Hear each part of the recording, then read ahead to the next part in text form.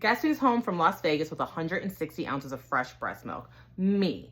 I'm Kristen, your breast friend and CLC. I was off in Vegas all weekend long celebrating my husband's birthday, and I had to pump while I was there, and I didn't want to leave it there. Not all things have to stay in Vegas. So let's talk about how I got 160 ounces home safely and ready to feed. I'm really excited to share how I did this, honest to God, because I'm not just gonna sit here and talk about what I did and which coolers I did. I wanna talk about the numbers. I wanna talk about the figures stated in the ABM, or Academy of Breastfeeding Medicine protocol number 8, which is all the documentation on human breast milk storage. And then I wanna talk about the temperatures that I checked when I physically got home. And I'm also gonna throw in there how I went totally unprepared to bring home that volume of milk and what I did to get it home. And it still worked out in my favor. Let me throw some product at you really quick. So this is how I went, kind of prepared, kind of not. I just figured I didn't want to overdo it, and I didn't know what to expect, and I figured 2 Cold Gold coolers by Sarah Wells should suffice. And then in addition to that, I had the milk clutches by Mimi and Pal. So I was like, well, between the milk clutch and the coolers, I should be covered. I really wasn't that covered, but I did get it home, and I guess that's really all that matters. So let's talk numbers. If you're new here, I love numbers. I love to be able to give you facts and give you documentation presented by other establishments, because I'm just little old me here, be my best friend. So I like to reference the ABM protocol number 8 when we talk about milk storage guidelines. So the ABM is the Academy of Breastfeeding Medicine, and there they have the protocol for everything they recommend. And then from there, then you have establishments like the AAP or the CDC, and they pull their protocols, that what their recommendations are, also off of the ABM protocol number 8. And you'll see that documented by asterisks, little footnotes in these other guidelines. So now I went ahead and I wrote it down because it's not gonna stick up here for too long. So I wrote it down, and let's break down what you actually should expect based on the ABM protocol 8 storage for human milk. This is when it gets good. This really excited me because I brought my milk home. I saw the temperatures. I wasn't worried. I'm going to put that out there. I wasn't worried at all. But I was like, I wonder if how close it really is to true guidelines. And now that I have it in my hand after I wrote it down, I'm exactly where I want to be. So there's a lot more to be said, and I'm going to jump into that part next about how I could have made things better for the way I traveled home with my milk. But based on the storage guidelines, I'm A-okay. So let me show you why.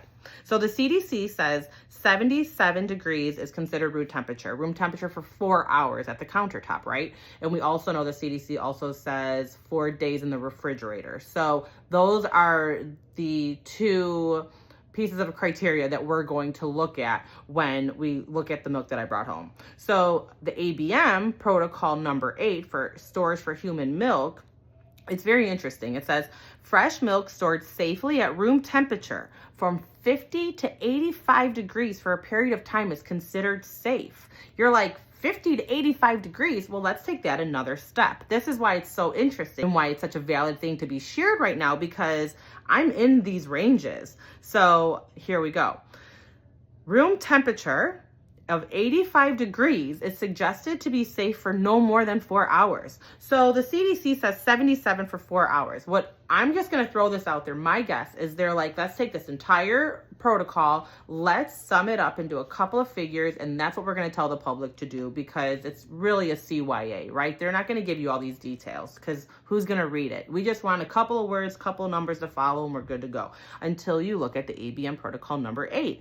Fresh milk stored safely at room temperatures between 50 and 85 degrees. They're saying, again, 85 degrees is safe for 4 hours. So then what does that mean for the other temperatures? 6 to 8 hours at lower room temperatures. So below 85 degrees for 6 to 8 hours? Did we just fall in love? I think so.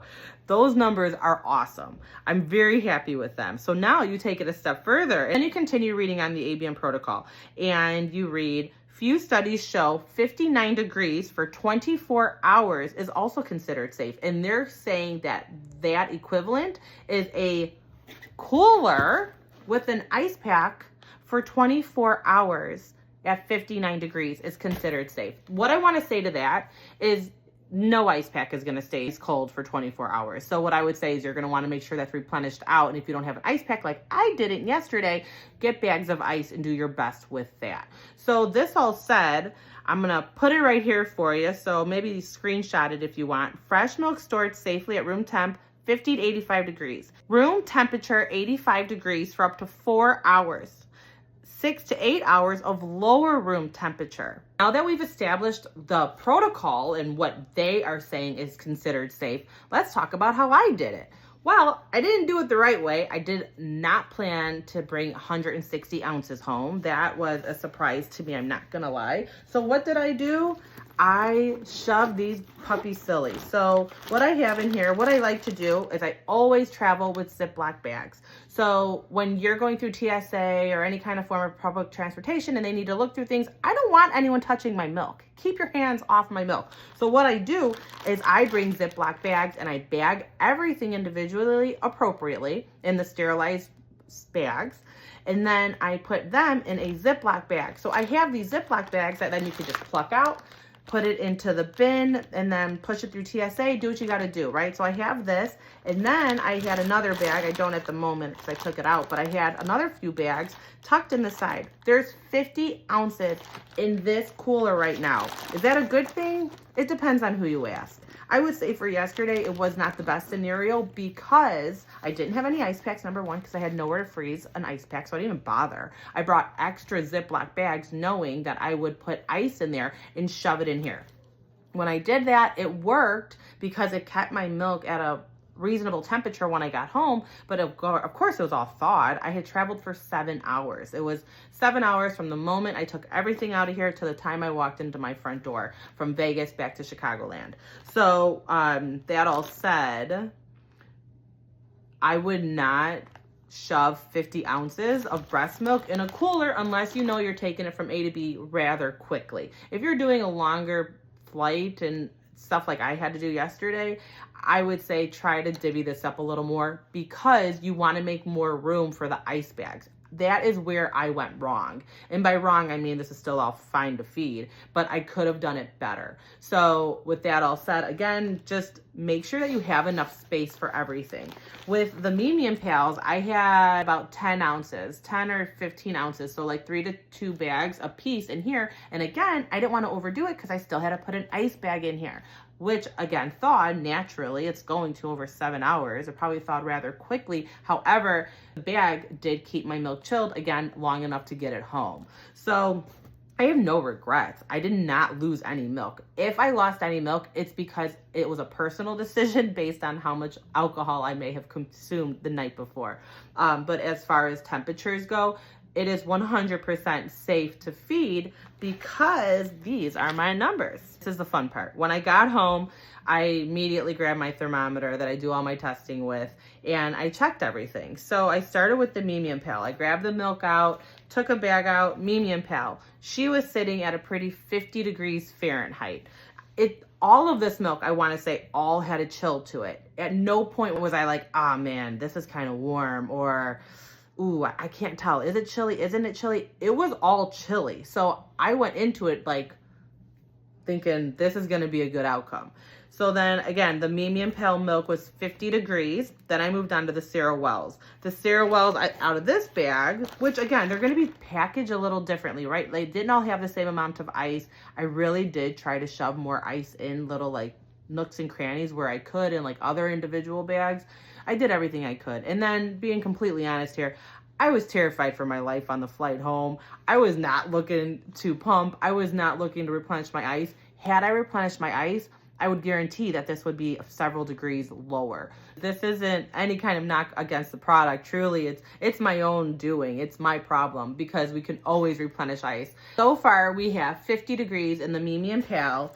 We have 50 degrees in the Sarah Wells. This is honest to God how it looked too. I mean, I had this puppy packed and then I was like shoving ice where I could. So it was a rough one, but we made it through. And I think it's so important to know that you've got such a large window of acceptable temperatures. I'm not saying push the limits, but know that things are not just souring on you like over a couple of hours. So far, we have 50 degrees for the Mimi and Pal Milk Clutch. We have 50 degrees for this Sarah Wells bag. And then my other Sarah Wells bag, which I do not have milk in at the moment, this one was at 47 degrees. So this all being said, there's going to be variables here. Generally speaking, we're 47 to 50 degrees. It could totally have been chillier had I replenished the ice. Again, I wasn't worried about it, so I didn't bother. I don't regret it because I got home and my milk was fine. So fortunately, the amount of volume in the bags and the bag itself helped keep the chill of the milk. I'm within range. Things look great, and I can very well feed this milk. I already started feeding a little of it. I don't know how far I'll take it or like who I'll give it to, because my 2-year-old wants it too. And I'd rather feed my current fresh to my little guy than give my 2-year-old the other stuff. What can you fit in these bags? So that was a hot question this weekend. What can you fit in a Sarah Wells bag? I will tell you right now, there's 50 ounces in this bag. It's too much. It worked, it got me by, but it's too much. I would absolutely go like half to like 30 ounces, and then just make sure you leave enough room for a really healthy double bagged Ziploc bag full of ice, because you can't go wrong with ice. You could always replenish, and you can't just refreeze an ice pack. So I always say, make sure you stock up on Ziploc bags, because you will be happy you have them. Replenishing ice is your best friend. Ziploc bags are your best friend. This milk all came home between 47 and 50 degrees Fahrenheit, all within the guidelines that we shared earlier. So all in all, it was successful. What would I do differently? I would have planned ahead for more milk. I would have actually sat down and thought, how much milk am I going to bring home and what can I fill in a bag? Now, again, knowing that I would not exceed 30 ounces in a cold gold, I would have went with at least another cooler or two. I think knowing the stats is really what this is all about, and knowing that you can replenish ice and safe travels.